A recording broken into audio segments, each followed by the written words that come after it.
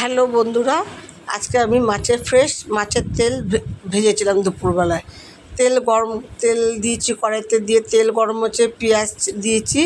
পেঁয়াজ, রসুন কুচি, আদা কুচি দিয়ে পেঁয়াজটাকে, লঙ্কা কুচি দিয়ে পেঁয়াজটাকে লাল করে ভেজে নিয়েছি। তারপর তার আগে দিয়ে আমি বেগুনটাকে একটু ভেজে তুলে রেখেছিলাম, সেটা আর ক্যামেরাবন্দি করা হয়নি। তারপরে পেঁয়াজটা ভাজা হয়ে গেছে, লাল লাল করে ভেজে নিয়ে পেঁয়াজটাকে তুলে রেখেছিলাম। তুলে রেখে তারপরে মাছের তেলের ভেতর দিয়ে আবার ওটাকে ভালো করে তেলটাকে ভেজে নিলাম।